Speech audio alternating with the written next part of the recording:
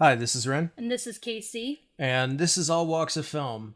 So, about 3 or 4 months ago, we commented on the Alita Battle Angel trailer, and we said that the movie looked awful. And quite frankly, it was a bad trailer.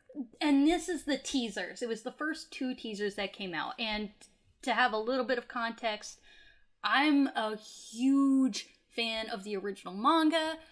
For like years and years, like I grew up with it. So I was hardcore into Alita. You have since read a little bit of the manga and we watched some of the anime.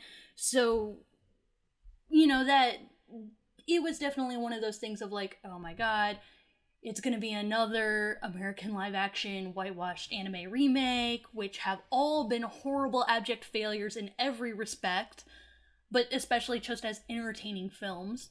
But I wanted to believe in it because I really liked, the Alita franchise. James Cameron is a huge Battle Angel Alita fanboy, and his not trademark adaptation, Dark Angel, was really good, and I really liked it. Plus, obviously, his work on Terminator is a very similar vibe and aesthetic, and thematically pretty similar in a lot of ways. And I do really like Robert Rodriguez. I know he's a little hit or miss, but I still have a lot of faith in him. And then also, I was super excited. They were filming it here in Austin. You've got that Austin filmmaker pride, so you want it to be good. And then there's these stupid teasers that are really short, and all you see are her fucking eyes. And it's bad. It's really bad. And it's really hard not to just be like, wow, fuck you. You just shit all over this amazing thing. But then they came out with the full trailer. And I got hyped again because you could tell the actors were actually really good. You could see more of the PD and the development. You could see how much it really resembled the source material. And what I was super impressed with was her physicality was so Alita. It was Alita in real life. And also, I thought all the casting was just spot on. Like, the cast, they're all great actors, but also just, Christoph Waltz is Ido. You get that. Mahershala Ali is Vector. You get that. Like, it worked so well. So I was like, okay, you know what? I'm hyped. And then, we were super lucky. We went to the Passport to Iron City Alita experience, which this is a pop-up that's only happening in 3 places in the United States: LA, New York, and here in Austin. And what it is you get to go to the set, if you're here in Austin, the set where they filmed the movie. You get to go to Austin Studios. And they give you this little ID badge that you get to fill out, and if you watch the movie, it's exactly like the badges they had in the movie. And you go in, and you're on the sets of, like, some of the different locations from the movie, and you're put in with these other, you're put in a team with a bunch of other strangers. And you guys all have to work together to solve all of these puzzles, and try to collect, more credits than the other team. So you're fighting against the other teams, but you're working together with your team. And you've got all of these sets from the movie with props from the movie that you get to touch and pick up, and it's really cool. And they've got all sorts of really cool, engaging puzzles, and really fun Easter eggs too, which I won't spoil, but dude, I found an awesome Easter egg. Or you found an awesome Easter egg. Yeah. I also we each found a really awesome Easter egg. We can say ones. Because most people aren't going to experience this. Right. Okay, so there is an Easter egg. You can find not only props from the movie. Ren did find Alita Battle Angel on VHS. It was awesome. And there are people who are in costume and they're in character, and they're either trying to give you instructions on how to do these different games and puzzles, or they're trying to veer you off course and detract you. So it's really fun. And then at the end, you get to bet on a motorball champion and watch a match and root for the person you put your money into. It's so cool and exciting. And then afterwards, there's a little gift shop with a very good range of prices, which was nice. You can get really nice stuff for cheap, and you can get really nice stuff for expensive, which is great. We got free t-shirts, Like, we were going to buy t-shirts, and then it turned out that they were going to give us free t-shirts, and the free t-shirts were way cuter. And then they also have this great thing where in the gift shop, which is also part of the sets, they have, like, these great cyberpunk accessories. So you can get all dressed up and take great pictures while you're there. And it's not even that expensive for what it is. Like, it's really not expensive at all for all that stuff. It's pretty much the exact same price as most escape rooms, which is about, like, really, $35 per person. Right. It is very real-life Ready Player One escape room.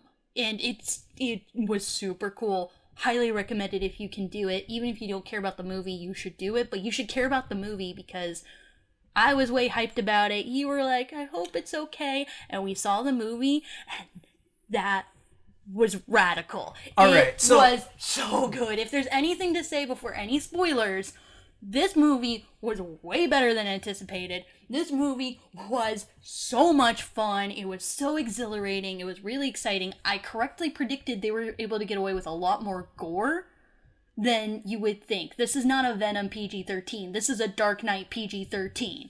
There is some gnarly stuff that goes down that is just awesome.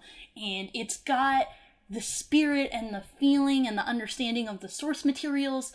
It really is just like Alita come to life. It's got fantastic action. It's got great writing and characters. It's not a perfect film. But in terms of, like, really entertaining actions, cyberpunk films, it's incredible. And it's nice to finally have a cyberpunk film that isn't another Blade Runner. Yeah, the cyberpunk genre is a genre that I think is really fascinating if done correctly. And, you know, I've been wanting good cyberpunk because I've been a fan of cyberpunk ever since, I know, but ever since I saw Blade Runner. And so I get the bias to, like, want to make things look like Blade Runner. But totally get that. You can do so much more than that. Exactly. And not to give any details of this, but I'm working on my own cyberpunk story that's completely unrelated to anything, but this personal passion project that I'm working on that has cyberpunk elements. So, and, you know, certain elements of the story that I'm working on borrowed from what I saw of the Battle Angel Alita anime, because originally I just had seen the anime and it was really short-lived. I think it was like 2 or 3 episodes, and yeah, it was really good. I like the design, I like the fighting. You know, I read some of the manga. I read a lot more in preparation. Unfortunately, I didn't finish the entire series of the manga. But this didn't encapsulate the entire series. Right. And let me also say, this was definitely one of those things where this is the first chapter in a franchise, so we really need to, like, go out and support the movie so then we can get the next installment, because it's actually that good. Right. You should definitely... And I also had a lot of reservations going into this movie, and, you know, some people were like, oh, is it the whitewashing thing? Actually, it's not actually with not this. Whitewashed. Yeah, which like, is fantastic. Not this one. Like, totally. We made the argument for Ghost in the Shell many times. We don't have to do it again. Yeah, exactly. So but this is not case, Ghost in the Shell. But this was if you were going to take any manga anime and adapt it as, like, a live action American adaptation, this was the one to do. It's not taking place in Japan. It's not focused on necessarily Japanese characters. It's a story about classism, and no matter where you are in the world, race will play a part in classism. There's no getting around that. So it makes sense. But also in the story, everything is a diverse cultural melting pot. And we definitely have that in America, and also that is what it was in the manga too. Like, the manga is pretty diverse.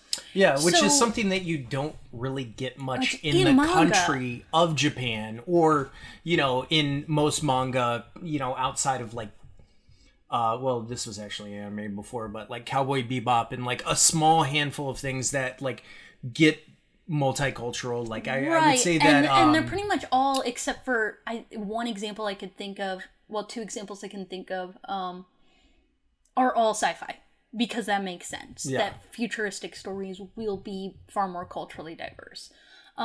So it totally works. This is the perfect movie that if you're gonna have two of the characters, like main cast members, be Latinx actors, it works. And also, why not do it? Because it does work, and you're not depriving any, like in the real world context, you're not depriving anybody of the opportunity to try it, or you're not depriving people of the opportunity that they are better fit for.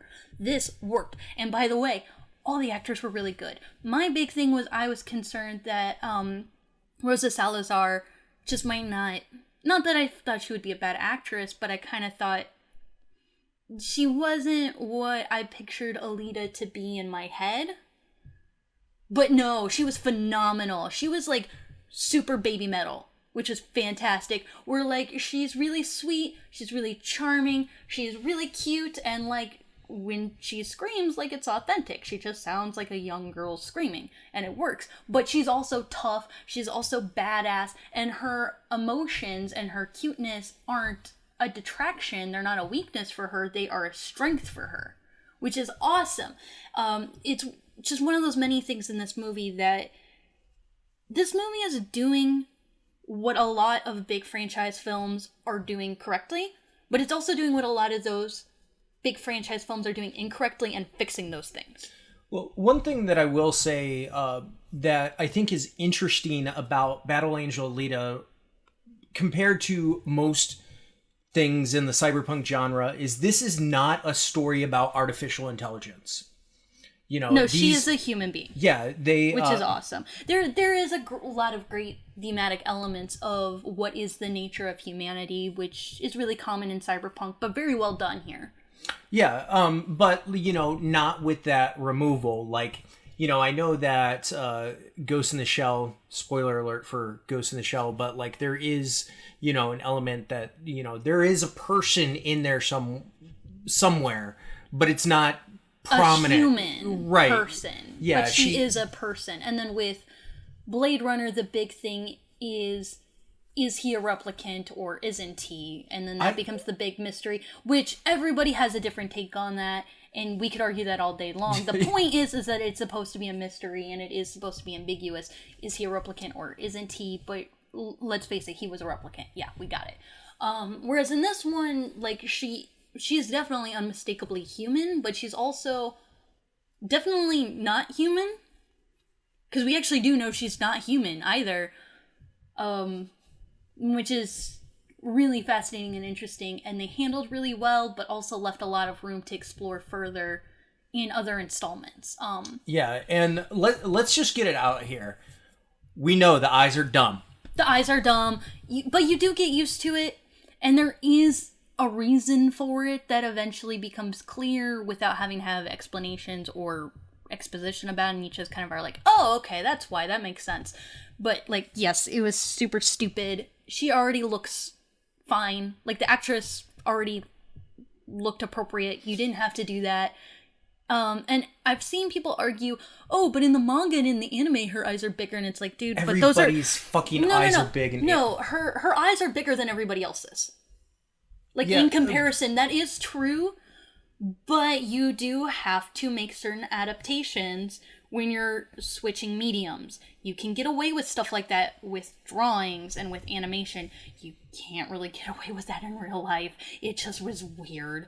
It was just super weird. And it definitely was a really bad idea in terms of, even though you can watch the movie and kind of get over it, that was a super big hurdle to overcome in the marketing, and the marketing already had a lot of problems. And unfortunately has ultimately hurt the film, because there were a lot of things hurting the film going into this weekend. This movie was budgeted at, I've heard, ranging from like 170 million to 200 million, and that's not including marketing. That's just budget. Like, one of the things that I do want to iterate to people, because a lot of people don't seem to understand what it costs to make a movie. there's the production budget, and a lot of people get hung up on the production budget, and they're like, oh wow, this movie like made its production budget, and it's like, yeah, but like its marketing budget is not revealed to the public, and its marketing budget can far exceed the actual budget for the film. Oh yeah, especially because yes, you do have to market to Americans, you also have to market worldwide. Now, I will say that I'm really curious to see how this film does in the Asian markets, because I do think that this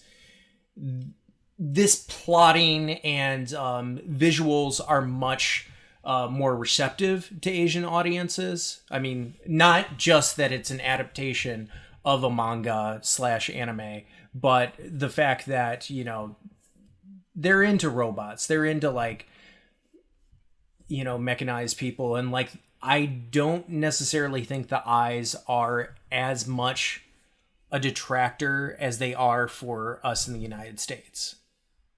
This movie had a lot of hurdles to overcome, but that being said, the movie actually is legitimately good.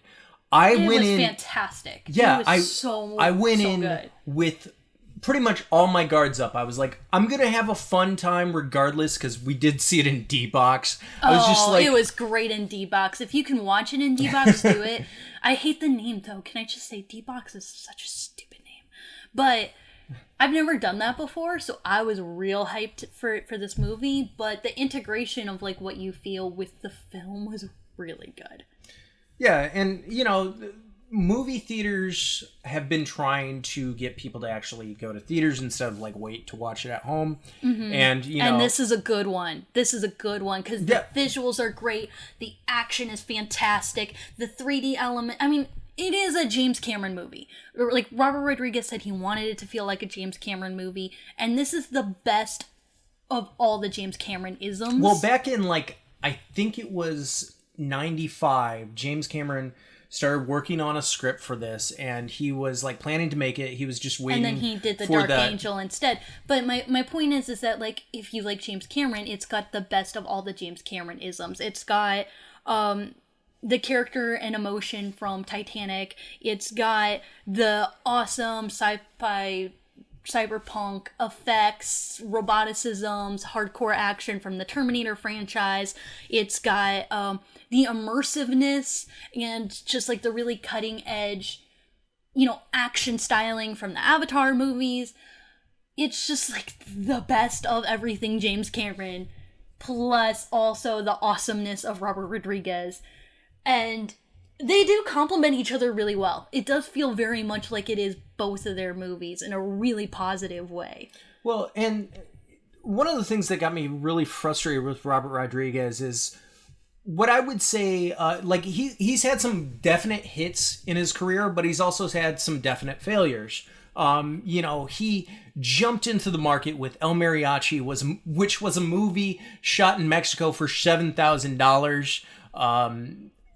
I don't know Mexican law about explosions and all that kind of stuff, but some of the legality of that seems kind of suspect for El Mariachi, but needless to say, that movie was awesome and launched his career.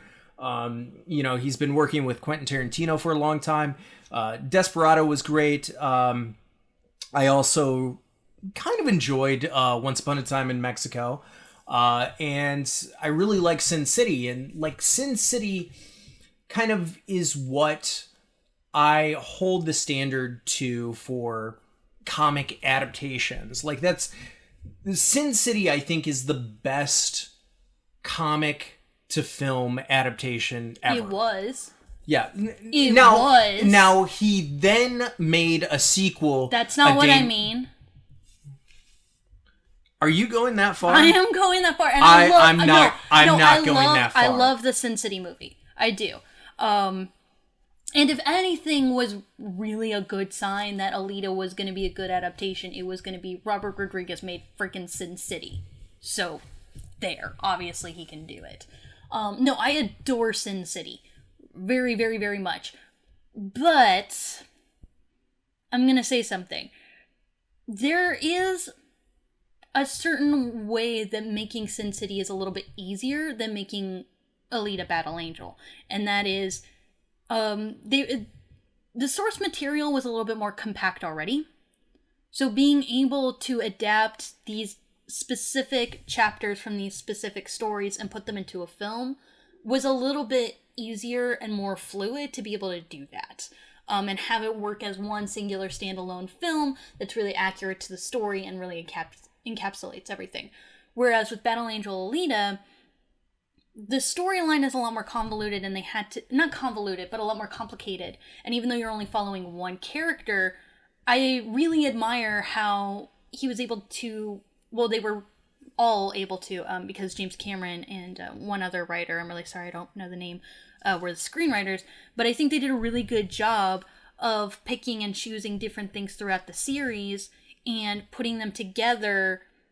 They had to change a lot of the timeline stuff and a lot of the reveal stuff and the timing, but they were able to do it in a way that felt very natural in the film, that makes it work as one standalone piece, or possibly, hopefully, as the first piece in a franchise, and also still really keep the spirit and the tone from the original. So for that reason, I'm going to put this a little bit higher, because there's clearly a lot more thought that had to go into making that work from a comic book to film adaptation. Right. And, granted, there were some shortcuts that they got to take with, borrowing elements from the anime, which is something that, was put into motion. Some of the stuff later, I know you've only seen the first episode, but some of the stuff later, they do borrow a little bit more from. But I wouldn't call it a shortcut. What I'm saying is, like, visually they're able to borrow a little bit more from that. And I that's see, already, because you had the animated thing, so you were able to see a lot of the more, like, visualized motion versus Sin City, which didn't have a cartoon. I see. Right. Sin City was I still wouldn't call essentially that a shortcut, but okay. Yeah, Sin City used the comic itself as the storyboard. Right, exactly. But I feel like they did that with Elita as well, to good effect. Yeah. Not the way that Zack Snyder did with Watchmen. Yeah, I'm definitely going to get back on Zack Snyder's Watchmen at some point, because with the HBO show. I definitely want to give that film another fair shake. I'll try to watch, I think, the Ultimate Cut, which I've heard is the best version to watch the movie. I have seen the director's cut, which is a significant improvement from the original cut, but there are still many elements of that film that prove that Zack Snyder does not understand Watchmen. Mm-hmm. Like, he understands the visuals, but that's about it. Like, all the respect to Dave Gibbons, he understands certain elements of Dave Gibbons,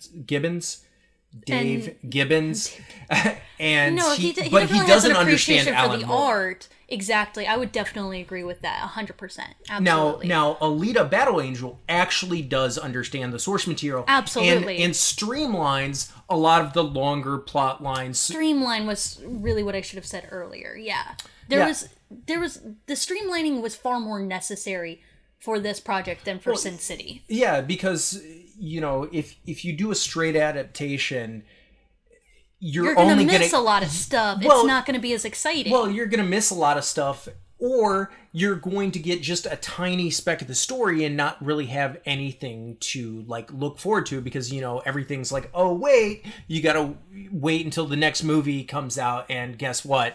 It's probably not going to happen because everybody got hung up on That's what I really appreciate about this film, is that they were able to make a very cohesive storyline, incorporating elements that don't come in until later, so then, if there isn't more to the franchise, guess what? We got to see Motorball, and it was freaking awesome. Guess what? We got to meet all these great characters. Those were freaking awesome. Guess what? We get to have all these great action sequences and see this part of her story arc and see this transformation she goes through and see her go through this step back and overcome it, and all these really interesting, exciting things. So, at least if this is the end of the road, you get a little taste of everything, and you get to experience it from like really hardcore fans who are really successful in bringing this to life. And if this is the first chapter of like a bigger franchise, well, then you've got like a really good taste of what's to come, and you get a lot of excitement and hype of, I want to see that again. I want to see that again. I want to see that go further. Yeah, definitely. And, you know, the special effects were really good. Really good. Now, what I will say is, like, they aren't quite on the level of Terminator Salvation. And my argument for Terminator Salvation, yes, the movie is awful. No, but, that's not why I'm making a face. Okay, but, like, there's a weight to the Terminators in that movie, and there's a realism to it. This movie doesn't necessarily try to be like grounded in reality like that movie. I don't agree with that, because Elita doesn't have that grounding, but she's not supposed to. I feel like other characters do have that physical weight to them, but she doesn't, because she's not supposed to. They do, but I think that there are certain elements to the programming of Gravity that could have been slightly tweaked just to add a little bit more weight to them. I know what you're saying, but... Okay, I won't disagree with you on that, but I also think it was fine. Yeah, no, this is like what keeps it from being great, in my opinion, to like really good. Well, it's not a perfect film by any means. There are a couple things that are like, dude, really? But there's like maybe 4 things in the entire film, and there are a lot of things that are really excellent. And for me, judging whether or not a movie is good kind of comes down to how well did it accomplish what it was trying to accomplish. And I think that it accomplished what it was trying to do, be very entertaining, to be very action-oriented, to have compelling, interesting characters and compelling, interesting locations. To be like a really fun cyberpunk popcorn movie. There's a place in the world for that. Not everything needs to be Terrence Malick's Tree of Life levels of just like philosophical, sophisticated perfection in filmmaking and art. Like, that's not what this movie is trying to be. This movie does exactly what it's trying to do very well. Like, I would say 4 out of 5. Easy. Yeah, definitely. What I will say is one thing that allows this movie to succeed in ways that many movies have been failing is, straight up, Alita is not a Mary Sue. She's not a Mary Sue. Thank God. No, because, but it's really everything interesting in the script and like the idea of her seems to be setting her up to be a Mary Sue. No, and then the movie brings her down. No, she's really interesting because on paper she is very similar to a lot of other female superhero characters that we have right now. Like, she is very similar to Rey. She is very similar to Wonder Woman in that she is ridiculously overpowered. She's struggling to find her identity. She doesn't really know where she came from or what she was made for, and she's trying to find her place in the world. Like, she has all of those same things of like struggling with her identity and kind of like being really super powered. But the interesting thing about Alita is her personal journey is a personal journey. She does have not just a character arc, she has quite a few different character arcs, and she has multiple different kinds of very well-developed relationships with multiple characters. So you get to see all these sort of different facets of her, and she's not this black and white morality kind of play. Like, she does have this whole thing of like, I'm not gonna stand by in the presence of evil, but she will straight up murder motherfuckers very brutally too. But also, as ridiculously superpowered and overpowered as she is, she gets hurt. She gets beat up. She gets knocked back. She does make progress and then have setbacks, and then make progress and then have setbacks. She does actually have to like work her way up through things, and she does have to actually develop and hone her skills and learn how to unlock her own natural abilities, and then beyond the physical stakes, which are definitely present. There is no point where she is immune from pain, where she is immune from harm, where she's immune from being able to, like, she does actually get hurt. Ray and Wonder Woman never get hurt. They get, like, dinked on the head, like, once. Ray got dinked on the head once in 2 movies, and Wonder Woman got a small scratch on her arm that instantly healed. So, with Alita, that is not the case. But then also, there are very real emotional stakes. So even if, theoretically, you didn't believe that there were physical stakes, there is a very real emotional stake between her and the other characters. Because the other character isn't a cyborg. Other characters. Okay. Like, there are multiple different kinds of emotional stakes for her, which is great. So yeah, she really is not a Mary Sue. And like I said, she's very sweet, she's very charming, but she is also she's very tough. This whole thing of like how, oh, she has this survivor spirit. Yeah, you buy that. You do actually buy that she has this ferocity, that she is able to do all these things, that not just a survivor, hard. She's a berserker. She's a berserker, and you believe it. But you also believe that she is sweet, and she is caring, and that she is very giving, and that she is kind of like this, I'm in love with the beauty of the world sort of thing. And you can really appreciate both sides of her, but you believe that both of those elements to her coexist. Like, you definitely see her as like a more developed character in that regard. Now, I will say that, like, I was really enjoying the movie, and then there became a point where I started really loving the movie. Mm-hmm. And it all started in that bar sequence. Yeah, I know. Which so is good. So about 30 or 40 minutes in. And for the record, we've been to that bar. Yeah, so you can go to that bar. at the Alita experience, they have the Kansas bar where you can order drinks and they kind of like give you information about the world and all that kind of stuff. Now, that's really interesting. But like this bar sequence is really fun. We've seen it, especially in Robert Rodriguez movies. Robert Rodriguez just does great bar sequences. Like, that's just something that he is really good at. But it's not actually the bar sequence that really got me hooked. It was right after that when you had the famous sequence where the dog gets killed.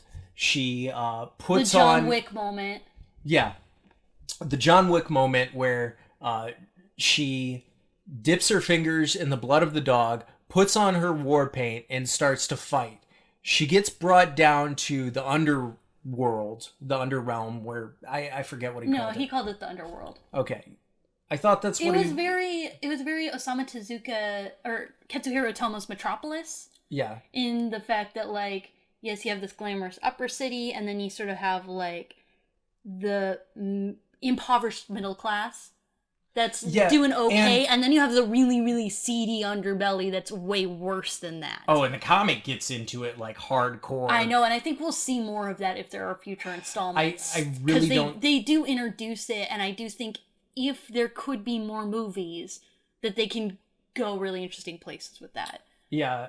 Now, that being said, like, you know, so you have this first fight, and you've seen it in the trailers where, you know, they had stolen the arm from one of the motorball players, so that, like, it dangled, and there was it's kind of like a grappling hook sort of thing. Yeah, it's grappling hook on the fingers, and she's fighting, and, like, you see the thing where she twists and, like, gets ready to punch, and then you're just like, oh yeah, she's a badass. And then during that sequence, she gets cut in multiple pieces, and all that's left is one arm, a torso, and her head. Not even a torso. It's really just an arm, a shoulder, a neck, and a head. Yeah. That's like it. And it's one of those things where it's like, okay, well, the other characters like coming to go save her and stuff. Like, that's what you're thinking in the back of your mind. You're like, okay, there's so literally she's done. there's literally no way but she... also, that scene was shocking. Like, there's no way you're not going to have that, oh no! Like, yes, she's still alive, but you're still upset. Yeah. There's definitely that emotional connection to her that has definitely been lacking in a lot of other big... Like... People dying and coming back is so common that when people die, I don't even care anymore. And so, like, for something like this, we're like, okay, well, she's still alive. It's not her real body, quote unquote. But I still care.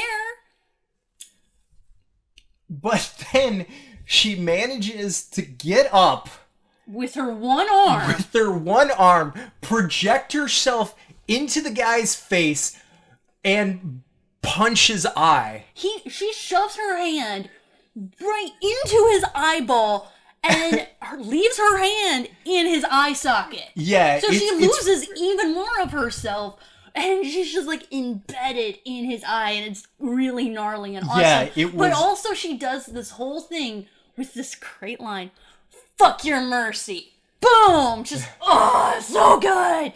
Easily the best moment in the movie. Oh, wasn't so he, good. Wasn't he saying something like, yeah, he grabs her by the head.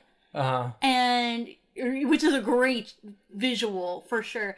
And he's like, "I'm gonna carry you around like a pendant just so I can enjoy your screams for my mercy." And she says, "Fuck your mercy." So good! Yeah. There are so many... Okay, I am like next level creepy fangirl. When there's shit that I like, I make buttons, or I make patches, or I make t-shirts. Like, I definitely go a little psycho. Definitely thought of a bunch of buttons because James Cameron came up with really good one-liners all through this film. James Cameron, like, okay, throw aside any biases you have against the Avatar movies. I get it. James Cameron is the king of one-liners. Like, you know, I understand that, like, sometimes his stories, you know, leave things to be desired and, like, plot and all that kind of stuff. But, like, you can't tell me that you don't still quote Terminator or Terminator 2. Like, you can't tell me that, like, you know, every once in a while you don't throw out a line from Aliens or crap, I just had a brain fart. True Lies. You know, like, he's great with one-liners. And of course everybody quotes Titanic. Regardless of what you think about it, almost everybody knows a line from that movie. Yeah, no, there are definitely really phenomenal lines in this movie. My favorite line that she says, that works in the context of the scene, but this is just a great philosophy that being an American right now, living in our world today, I just, like, resounds way too much. There's a point where she says, "I don't need your permission to live." Dude, that hits so hard.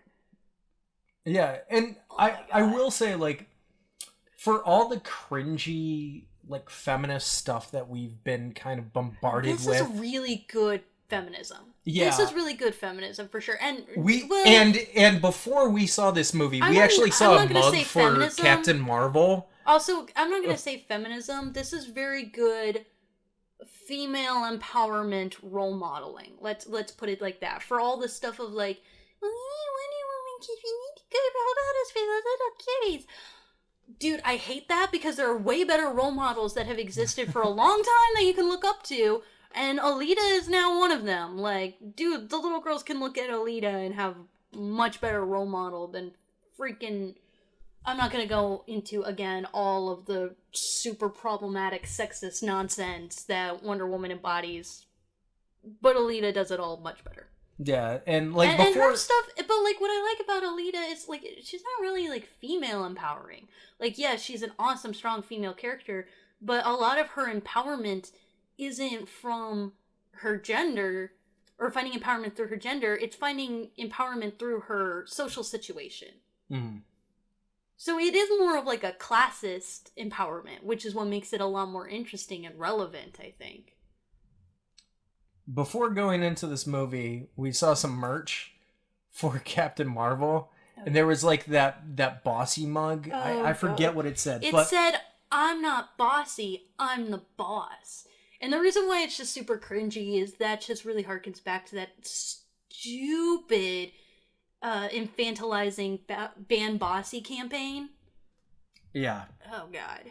Also, some of the stuff Brie Larson has done off camera, like, like not acting as Captain Marvel, has been kind of cringy. And I like the fact that, like, you don't have it for this movie. Granted, this movie has a lot more hurdles to overcome. Yeah, the eyes are a big hurdle. The fact that it's an anime adaptation is a huge hurdle because we've had god-awful... Yeah, February is not a good time to... January Valentine's Day weekend, too. Like, who's watching Alita for Valentine's Day? Yeah, you don't release your movie the same fucking day that 50 Shades of Grey got released. This is not a 50 Shades of Grey movie, for sure. But all that being said, and I know it's really difficult for me to say this because people are broke. Movie theaters are not really a great way to spend your money if you want to see movies. I get that. It's so rare to go to a movie and have any sort of quality assurance. So there's a lot of time you spend way too much money on a movie ticket, and then you go in, and then there's problems with watching the movie, and it's better and cheaper if you just wait until it comes out and you watch it on your own. But this movie, number one, is a fantastic theatrical experience. Number two, this is one where I'm like, dude, please put your money into this because we need more. We need to put our money where our mouth is. We need to get more installments from this franchise, but also,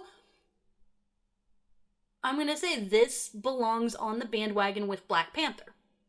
Like, okay, Black Panther, that's not a perfect movie. This is not a perfect movie, but they're both really fantastic movies. They're really great at doing what they're trying to do. They're very representational. They're very inclusive. And we need to spend the money to say, hey, Hollywood, we need to see more like this. We need to see more of this. Like, it's fantastic that it's a movie that was made not in LA. Yeah, that is please support filmmakers outside of freaking LA. Let's make movies outside of LA. But also, it was awesome that how easy would it have been for them to say, oh, well, she looks white in the comic, so let's just make her white. And instead cast a Latina actress who did a phenomenal job and was a great, like, it's not a thing of like, oh, well, just do it because why not? No, she was a great fit. She was like the person you should cast for the role. It works. There's a lot of diversity and a lot of representation.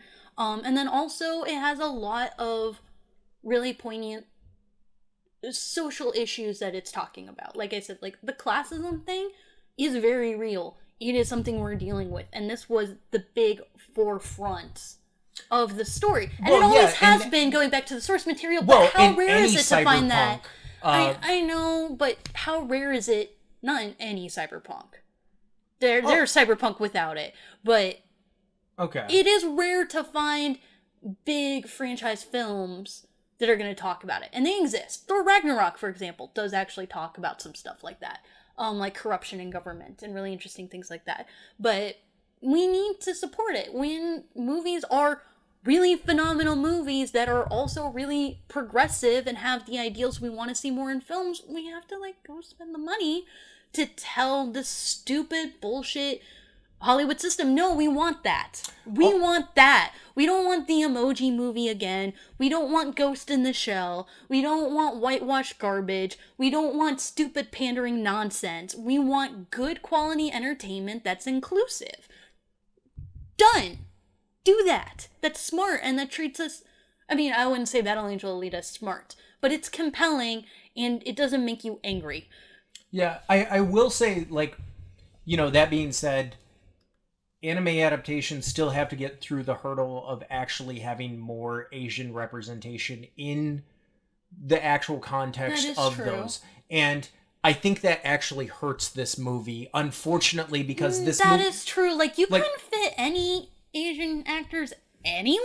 Well, you did, but they were in like really bit roles. Like they were one the bounty girl hunters who had like 5 lines. Well, there were a couple of the bounty hunters, and there was like the cyborg or the motorball champion who got murdered. Yeah, like it was really rare. There's nobody in the main lineup. Yeah, and there's nobody in the top billing. And that's one thing that, you know, there's still more representation than Ghost in the Shell, though, and that took place in Tokyo with Japanese people. So, I mean, it's still better, but it should have been better than that. I agree with that. But... Yeah, now, one thing that I will say was significantly better than Ghost in the Shell, well, everything. But, everything.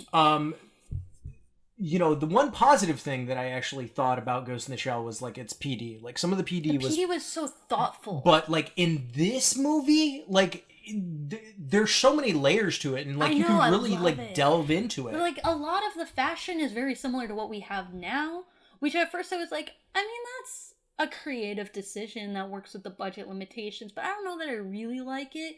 But the more I watched the movie, the more I did really like it, because it does fit in with the story of how the civilization was really, really advanced, but then there was the fall, the Great War, that happened that all of a sudden wiped out a lot of civilization, and kind of people became more regressed. So them having very similar, to have the poor downtrodden people look like us, works in the context of the history and the story and the timeline, but also does work in a way of, hey, look, that's what I look like. Yeah. You know, on a different way of just not just like gender representation or racial representation, but also class representation, you know? And it's... Class representation is a really interesting thing, and I don't want to get too much into it because I'd like to actually devote a whole podcast to this. But class representation recently is really fascinating just because there's so, like, the poor to lower middle class people are hardly ever represented in film anymore. It's a lot of, white or black, suburban, rich, kind of thing. Like, like, even take the films that are supposed to represent, oh, great representation. Wakanda, richer than fucking America. Mm-hmm. You got Crazy Rich Asians, where people are so insanely rich that's the fucking plot of the movie. Or you have La La Land, where this girl works as a barista in LA, and she's supposed to be poor and struggling while she lives in a beautiful 2-story villa with her 3 roommates she gets along with, and gets to wear fancy clothes and go to fancy parties, like, and she drives a freaking Prius, like, and the come only on. guy that's passionate about jazz is white, so that's that too. Yeah. But in terms of like seeing people of your class, like seeing a world, hey, look at that, I recognize that. That's really rare to come across. And also coming from my own personal standpoint, seeing non-Spanish speaking Latinos, like that's something that I can relate to. I know that that's not what a lot of people, but that's what Robert Rodriguez put into the film. That's why he developed the El Rey network, to have Latino immigrant representation, because a lot of representation with Latinos is like deeply rooted in immigration. There are generations of Latinos that do not know that don't have that cultural identity, and it's nice to see that being represented more and more. Another way that this is significantly better than things like Wonder Woman, with Wonder Woman, it was really uncomfortable that, okay, so you hired an Israeli actress, but you went very far out of your way to establish that she is very explicitly a very tan white woman. Yeah. That was really awkward and weird, that they had to explicitly point out, I think at like 3 different times in the movie, to make absolutely sure she's not a woman of color, she is a tan white woman. Whereas in this one, Hugo and Elita are just Latinx actors, and there's nothing to deter from any idea that they are Latinx. Like, and his buddy was Puerto Rican. His buddy was Puerto Rican, and their friend was, I want to say Chinese, but I'm not quite sure. I'm sorry. I don't want to be a shithead and say the wrong thing. I don't know the actor. So. I don't know the actor either. But my point is like, you didn't have to say anything about it or do anything about it, but also it didn't hurt the character to be inclusive. Just do it. Yeah, and this is, and it's really frustrating because, I just know that this movie isn't going to do well in the United States, and like I really hope that it does well elsewhere, so that like we can possibly get our sequel to this, because I think that the movie does deserve a sequel. Now, in the sequel, fix the eyes. I don't care. Figure it out. I don't care how you do it. Work. Yeah, just fix the eyes. Seriously, you need to make them a little bit smaller. They can still be big. They just need to be a little bit smaller. than what they are. Or, you know, have her upgraded into a more quote unquote normal looking body. You know, like with the face and all that kind of stuff. Granted, I know that kind of like messes with the idea of the story, and like I get that, but you know, for pure marketing reasons, yeah, the eyes were stupid. And yeah, the eyes were stupid. And I know everybody is hung up about it, and you know, I just want to reiterate including us. Yeah, including us. Like, I just want to focus on that a little bit, just so that, you know, like, look past it, watch the movie. If you've seen the movie, please let us know what you think about it, because and also spread the word, because this is the kind of movie that does deserve the support. Yeah, it has great representation. The action is really phenomenal. All the action is amazing. All of the fighting, all of the action set pieces, all of the motorball, all of the sporting, all of it was so good and so engaging. It's really exhilarating. And just like, fuck yeah. Really, this movie, more than any other movie I've seen recently, the thing it reminds me of most is Fury Road. And not in the least bit because Junkie XL did the score. And also, he even worked on the production for the Dua Lipa pop tie-in song, the Swan Song, which was surprisingly not super shitty and didn't fit the movie, because there's nothing I hate more than pop song tie-ins that have nothing to do with the film. This one was actually pretty good. But, like, in terms of the action, in terms of the character, in terms of the representation, in terms of the, you know, dystopian future, in terms of, like, the real development into everything, if there's any movie that is similar to Fury Road since Fury Road came out, it's this one. Fury Road is obviously a little bit better, clearly. Yeah. It's definitely a better movie, but they're in the same vein. Right. And like, you know, I'm not going to say that this movie is a masterpiece or anything like that. No, but it's good at what it's doing. This movie definitely earns its place more than a lot of recent blockbusters, you know, i.e. Venom, which is the most baffling... How is Venom gonna get a sequel and be financially successful and Alita isn't? Come on! Venom is the epitome of half-assing a fucking movie.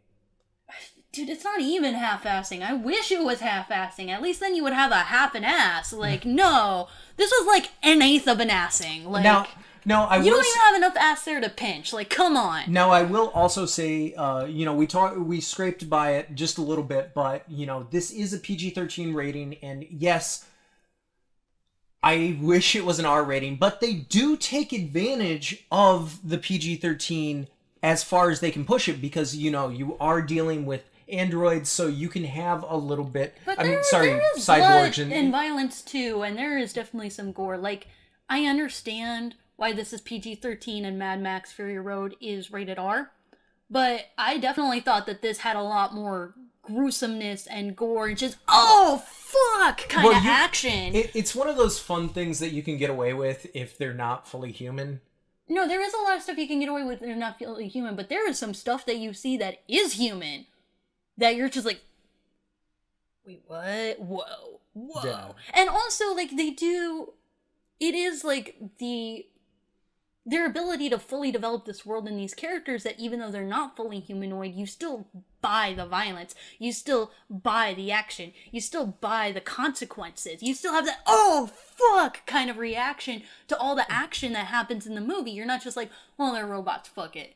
It's just CGI, it doesn't matter. It's not that big a deal. Like, you still feel it, and you're still emotionally invested. Now, I will say, that being said... I do want to see an R-rated cut of this movie. I would not be opposed to an R-rated cut, but I also think if this is what you had to do to get it seen, it's fine. Yeah. There was only one moment in the whole film where I could feel the PG-13-ness. There is one very short scene where I was just like, okay, you're PG-13, you're not going to show that, fine. The dog. But, like, okay, whatever. I'm not gonna get too hung up on it because the emotion was there, and you still had the actual dog's blood on the ground. So, like, okay, they did their best. That's fine. I can let that slide. That's not that big a deal. But in general, with the action, I didn't feel like it was being tame at all. Yeah. I would definitely give this a 4 out of 5. I think it's ridiculously entertaining. It's so fun. It's totally radical. It's really great to finally get a good live action anime adaptation anywhere, let alone in America. It's great to have another film that's, great James Cameron's film, that's a great Robert Rodriguez film. It's awesome to see both of their influence. All of the performances were really fantastic, but especially I was so relieved that Rosa Rosa Salazar. I'm so sorry. That Rosa Salazar did really embody Alita and gave a brilliant performance, and I just ended up really falling in love with her portrayal. And there's so many great elements to the film. Playfulness to her, but there's also a dangerousness that you do buy. There's a dangerousness, but there's also like a vulnerability, which is something that I have not seen, especially in this recent iteration of female-led blockbuster type movies. I've seen it from Furiosa, and I've seen it from Sarah Connor in Terminator 2 specifically. I'm sure I've seen it other places, but it's very rare. But also, the visual effects are phenomenal. The production design is amazing. The sets are fantastic. The world is awesome. You just want to be there. The characters are engaging and fun. The sound is fantastic. The cinematography is amazing. The 3D elements are great. It's just a really great all-around fun, awesome movie. Yeah. And it does what it does really well. 4 out of 5 for sure. Easily. Yeah. It's so faithful to the source material. This is one of the rare times that I'm like, if you haven't...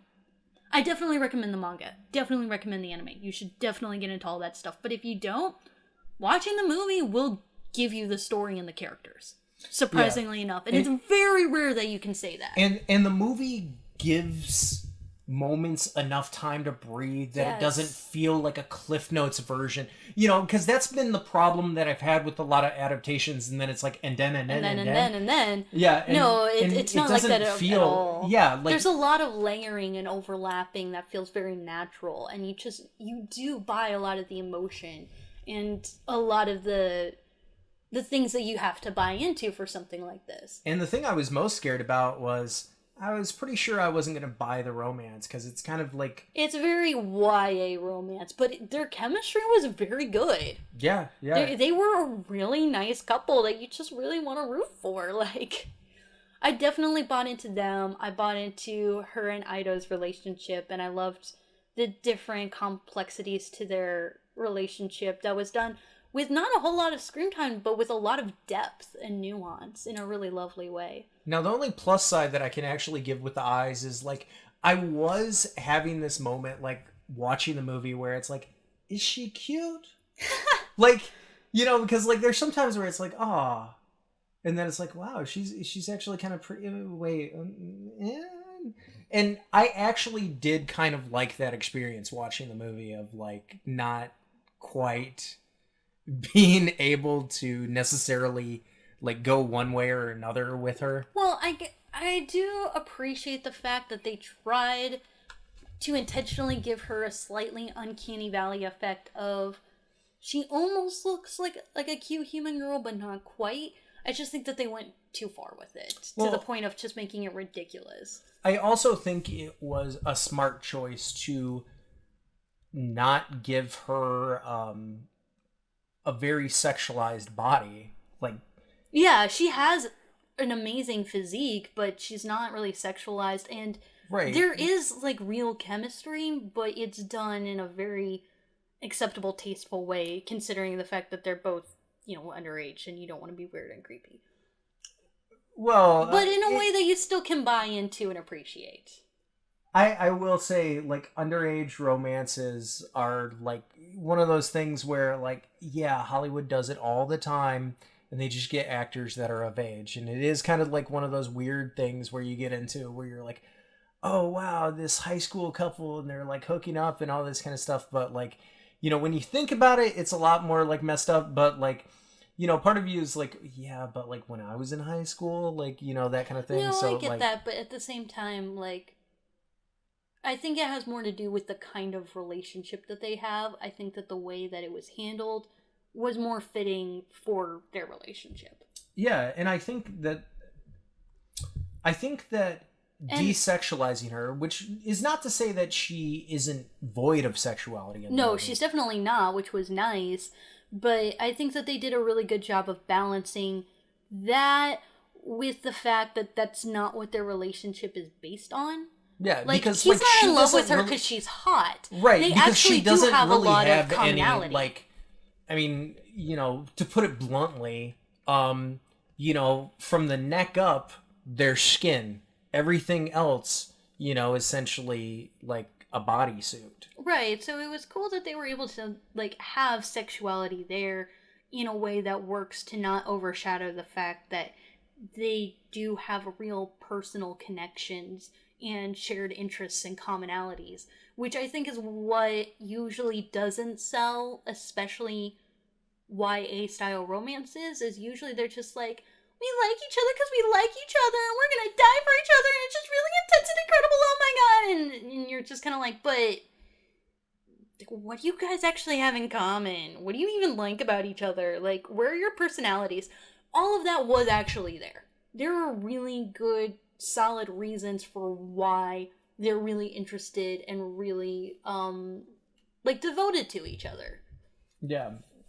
And the movie definitely earns that. And, while I will say that the dialogue in certain aspects of the movie was a little bit stilted, there were some things that could have, used a little bit of polishing. And the sexy cry, I wish that they let her cry a little bit more ugly.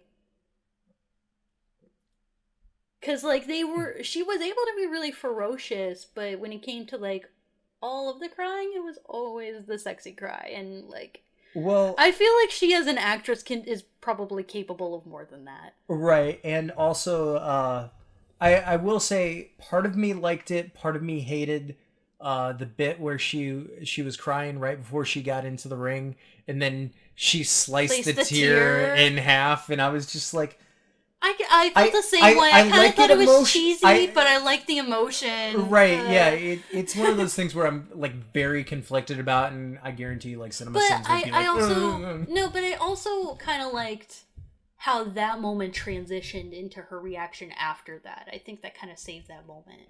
Yeah. So, overall, if you have not seen Alita Battle Angel, definitely give it a shot. Like, try to see it in the theater. I understand if, personal, restrictions and stuff like that prevent you from seeing it in the theater, but definitely give it a shot in another market because, like, it really is worth your time, and I don't say that lightly. Yeah. And if you go back to our trailer reaction, we were rooting for this movie to fail. I mean, I was rooting for it to succeed until I saw that trailer, and then that trailer destroyed all of my faith.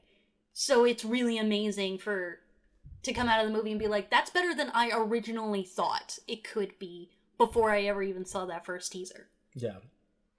So, I will say I have not had a movie exceed my expectations in a surprising way like this movie in a long time. Mm-hmm. And here's the thing. I really hate it when people give bad movies a pass because, like, oh, well, it's just dumb fun. And it's like, no, it's not fun. This is a good dumb fun movie. Yeah. You can take your goggles off and not give a shit about filmmaking and just go in and be entertained. And it will be entertaining. It will be so much freaking fun and so cool.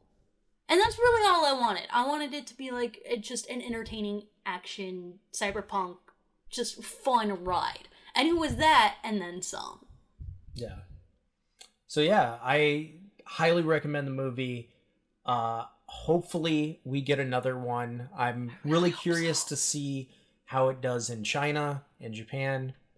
China's more important, in terms of, like, box office. So, like, hopefully... But everything I've heard from the original author of Battle Angel is he's entirely supportive. He even went to the Passport to Iron City and loved it. So that does say a lot. Like, I know Kodansha gave their seal of approval on the Scarlett Johansson Ghost in the Shell, but that's not really the same thing. Yeah. Yeah, no, this was a lot of fun, and it respected the original source material. Not a pure, line for line adaptation, but really that would not have accurate to the spirit and the mood and just the everything, the substance and the characters, just so good. And that being said, this film sadly marks the end of 20th Century Fox because of as the Disney. We know it. Yeah, as Which we is know really it. sad because I do want to point out at least the last 20th Century Fox logo was really good. Well, there was the 20th Century Fox, and then it turned into the 26th Century Fox. Yes. I thought that was really cool. Oh, it was so good. I kind of wish they had just done that. I like the transition. I really liked the classic and then the cut into the future. I thought was fantastic. I loved it. Yeah. It's better. It's definitely better than anything Warner Brothers has done in a long time with their logo. Oh, and Warner Brothers used to be the best when it came to that. Yeah, they used to be, but dude, I didn't even like the way that they handled that in Mad Max. I kind of like the Mad Max one. I'm sorry. I don't like just like the logo transitioning into the film. Okay. I'm not talking about the title card. I'm talking about just literally the Warner Brothers logo at the beginning. Okay. I thought it was lame. Suicide Squad one was the lamest, though. No, they're all pretty bad, actually, now that I think about it. Anyway. At least the last time we see it, it was really nice. And actually, it's really cool, because the very first time they ever did that was actually Edward Scissorhands. They had snow on the 20th Century Fox, which is really lovely. It's kind of nice. The first time they did it and the last time they did it was just like, they were both so lovely. Is that really the first time? That was the first time. That was like a big controversial thing that Tim Burton pushed for. I mean, didn't Animaniacs come out before then? But I know that's a TV show, but like that was... Animaniacs is Warner Brothers. What did we... I'm talking about 20th Century Fox. Oh, gotcha. The first time the 20th Century Fox logo was changed. I'm sorry. To fit the theme of the movie was for Edward Scissorhands. Gotcha. And now the last time we see it is going to be for Alita Battle Angel. So yeah, and well, it's not going to be the last time, but it's the last film worked on. Before the merger. Dark Phoenix, granted, is coming out, but like there were a lot of production issues that pushed that film to a later date, as well as New Mutants, which I don't have a lot of high hopes for. And it looks like the X-Men are going to be part of the MCU, so we'll see how that goes. Mm-hmm. Let us know what you think of Battle Angel. Wow. Let us know what you think of Alita Battle Angel. I'm sorry the title is frustrating as well, just because I grew up knowing the title as Battle Angel Alita and then having it switch. Yeah, having it switch doesn't do a whole lot too. I mean, it's better than GUNNM, which is like its original title. I mean, yeah, but like, if there's one minor thing, it's like, just call it Battle Angel, call it Battle Angel Alita. The Alita Battle Angel thing is just confusing. Yeah. Or just call it Alita. I don't know. Just switching it is just weird. Right. But at least they did do something to differentiate it, as opposed to like Hellboy. Now we have 2 live-action Hellboy movies. How are you going to tell the difference? So let us know what you think of Alita Battle Angel. Let us know in the comments below, and let us know if there's anything else that you would like to hear us talk about. Thanks for listening, and we'll be back relatively soon. And remember, you don't need anyone's permission to live.